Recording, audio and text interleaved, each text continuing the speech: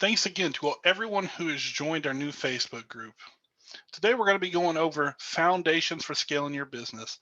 Just like a house, if you don't build a good foundation, your house will crumble. The same thing can happen in your business. So let's jump into the presentation.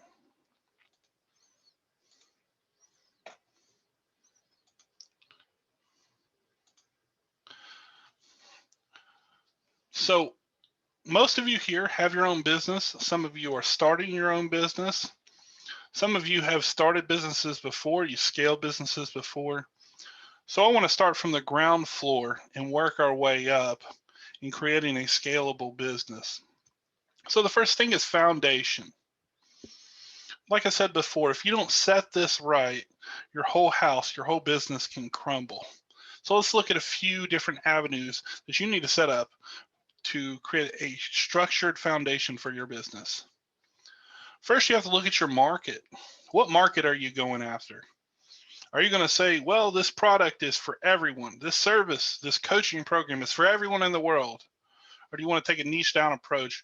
It's for someone that has this problem of this age group, this demographic, that makes this much money. Which one do you fall in? I can say that wide generally falls apart. If you look at cases like even in Amazon, so Amazon started as a book place online. So place to buy books online. Now Amazon sells everything.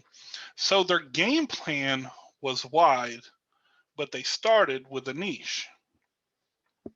Facebook, if you think about it, it started with college students. It started with a niche group and moved wide. So even the most successful companies in the world start with a niche and have a plan for wide. So if you're looking for $1 billion business, the thing is that you've really got to focus on your niche and then have a plan, 5, 10, 15, 20-year plan to move into wide. But it's got to be a step-by-step process. So once you've niched down a little bit, we'll look at your market. So with your market, you have to look at what problem are you solving.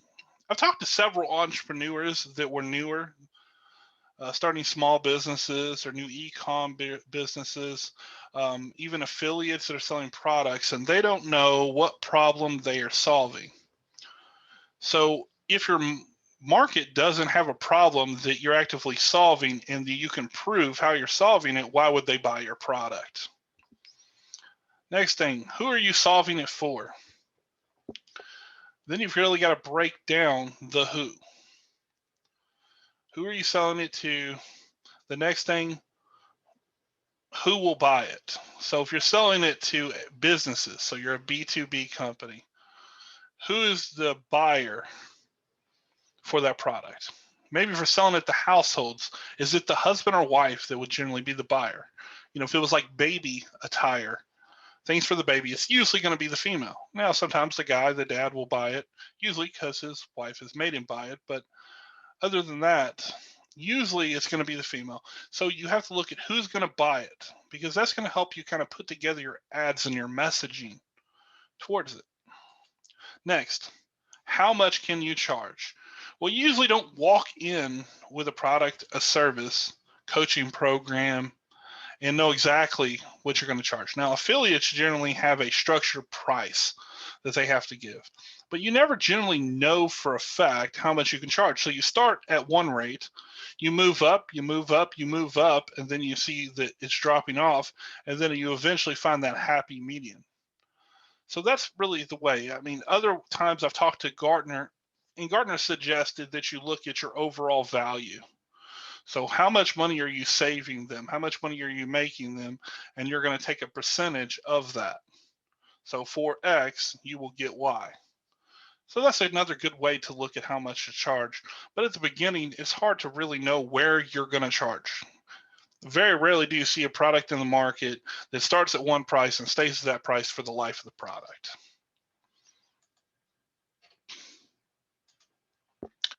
Next, you got to look at your buyer persona. So back into the who. When we look at the who, we have to look at, when you're niching it down, you got to look at the demographic. Where do they live? Male, female, age. You got to look and be able to break those things down. So even if you're doing like a Facebook ad and things like that, if you can break down the demographic, that will help you get closer to the ideal buyer. So you've really got to break down who will buy it from the demographic standpoint. The next that you may look at will be the title. So if you're selling to a company like a B2B business, you might look for a specific title. If you have a coaching program and it's geared towards maybe CEOs or executives, you may be looking for a title. This doesn't apply to all businesses, but title could come into your ideal persona of your buyer. And the next thing is worth. Sometimes they're rating it on how much money the person makes. If you're higher end service, you're probably looking for executives, former founders that's exited companies, things like that. So when you're creating your ideal buyer persona, make sure you're looking into these categories and creating that before you ever market your product, because these things will help you define your marketing and your messaging. And in one of the next meetings we have to go over things, we're going to next go over the CRM and integrations. And then the third one I'm going to do will be breaking this down a little bit more on how you actually use it for your marketing and how you create messaging around it. But we'll do that on a later date. So now you've got to look at your distribution channels. So let's say you've got your messaging right. What are your distribution channels for this? So first we'll look at maybe a Facebook group. Maybe you're going to take your people that you have that you've reached out to and you're going to bring them into a Facebook group. Okay. Maybe you're going to look at Facebook ads, Instagram ads, YouTube ads, so on and so forth, Google ads. So maybe you're going to look at these types of approach. Drip campaign. Well, drip campaign is like your email campaigns. You may add in funnels into the mix. You may add in affiliates, getting someone else to sell your product for you. You could look at strategic partnerships, different companies that offer a product similar to yours that yours complements, or direct mailers, phone calls, things of that nature. So when selecting the correct distribution channel, you really got to understand your ideal buyer persona. So if you're selling to coaches, you're probably going to want to use Facebook because more coaches are on Facebook. If you're selling to executives, you might look at LinkedIn. That may be the place that you want to go to find your people. Do you want to nurture them into a Facebook group, the drip campaigns? Do you want the funnel to help lead them into it? Do you want someone else to sell it from an affiliate or a strategic partner? These are things you got to decide after you figure out your ideal buyer persona. You've got to select which distribution channel is best for your product or service or coaching program. Next, if you want to capture their contact information from their emails, their phone numbers, their names, one of the big things to do is have a giveaway. What are you giving them for providing their information?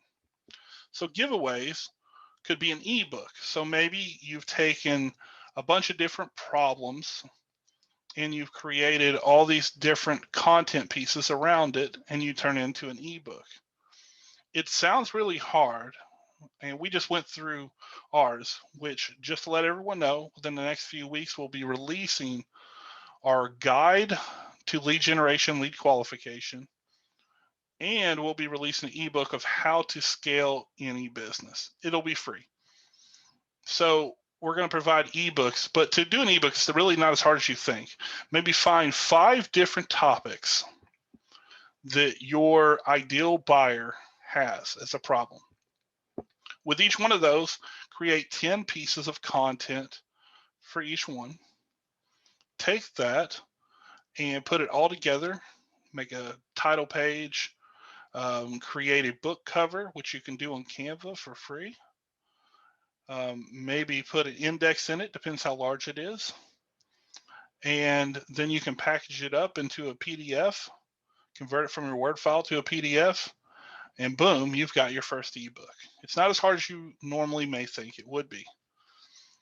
So you can give away those ebooks, white papers. So that's taking a client experience, what their problem was before, and what your solution did for them that help them for the future. Putting something like that together that really will stand behind your program, it'd really be the evidence. And I suggest no matter what, you create white papers for your products, services, coaching programs, whatever it may be. You may offer a reduced rate. If you sign up today, we'll give you 15% off. We'll give you 50% off. Some of the funnels have that in it already where you can even set a time period. So they got 30 minutes from the time they click on it to finish it, and it'll give them that reduced rate. Next, you may give them a mastermind group. So a free group to help them improve something small. And then at the end, you can sell your program and you can capture their contact information to create your nurture campaign. Next, you may provide a free course. Maybe you did a LearnDash course and you want to give it away for free to everyone that signs up. So maybe it's a small little nitbit of what they could get with your actual program.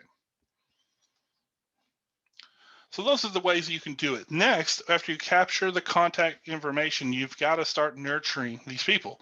So it may start as a funnel. It may start as your Facebook ad. It'll start in different areas, but now you've got to nurture this person into being a customer. How does that work? Well, it could be a set of emails, like a drip campaign. So you capture their contact information, and then it starts a email after email that you segment, maybe one immediately, the next one's in 2 days, the next one's in 4 days, and you segment out this campaign where it's doing it. You can do the same thing now with text messaging as well. There's places like WooSender that will pick it up.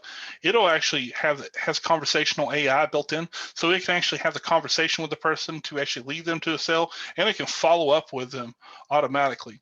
So that's why the next section will be talking about integrations in CRM, because you'll start to see how you take a process, and once you get your process honed in, the next thing you can do is hone it in to something like a CRM, and then you can make it automatic. So you're spending less and less time talking to the customer before they become a client of yours, which I think is a really great place to be. It allows you to really scale your business. Again, that'll be the next conversation we have, will be on that. We'll be breaking that down. But now you want to nurture them, so you want to create content that's just slow little bits of content each day or each few days that you send them that just helps them solve little bitty problems. So you become that thought leader that moves them into it. You can also nurture them through like LinkedIn, through your post. Maybe you every 2 to 3 days you make a post that is showing your thought leadership on a specific topic or a specific area. And you can nurture people into want to be your clients through there. That's another way to do it. Facebook's the same way, is providing useful content all the time, which converts that person into an actual client. You can do that. Sometimes you may even do it within your Facebook groups, where you'll give enough content over time where they'll contact you and see if you can help them with whatever problem they have and help them solve it. So there's multiple ways to actually nurture a person into being a client. And this is impertinent in the sales strategy anymore, that people don't just jump right in and buy a product. You know, I had an experience last week where I was talking to a guy and he was trying to sell his services and they were astronomical. The thing was, before you get off, he wanted $1,000 down to send me any information about his service. And I can tell you now, there's no way that I'm going to sign up and give you $1,000 not knowing anything about your service. You just tell me little pieces. Oh, we can help with this. We can help with that. But you've not showed me anything that can prove that you can help me with this. And they want $1,000, and he would not stop. I finally had to just end the meeting and go about my way. That's not a good way to bring in clients. Plus, word of mouth will start going around about that. I mean, I probably told 15, 20 people about that experience. You want people to talk about how great you are, how great your service is, how great your products are. And with this, you really, when nurturing, you've also don't just focus on them being a client, but you focus on the after effects, like your customer satisfaction, your customer experience. Make sure that after they buy the product that they stay happy through their journey. And if not, you need to address whatever's causing that problem and to make a happy customer, because a happy customer can start spreading word of mouth for you. So that's free and organic traffic that they can generate for you. It's a great place to be. Plus, you get to help your customer. And I think that's one of the key areas. I always want to be there to help my clients. So that's it. That's all we have for today. If you have any other topics you would like discussed, or if you have an area you think could benefit others in the group, please comment below. I would love to hear from you. I think this is a group that we can help each other to build our businesses. And my goal here is not to sell you anything, but to provide value to each one of you. And I would like you all to help me to add value to other people as well. So if you have something that you're great at that you think that people could really get excited about and could help them with their business, I would love to hear from you. Thanks so much for joining me. Like I said, next week we'll get into CRMs and integrations and help you integrate your marketing. Thanks for joining us. You all have a great rest of your week.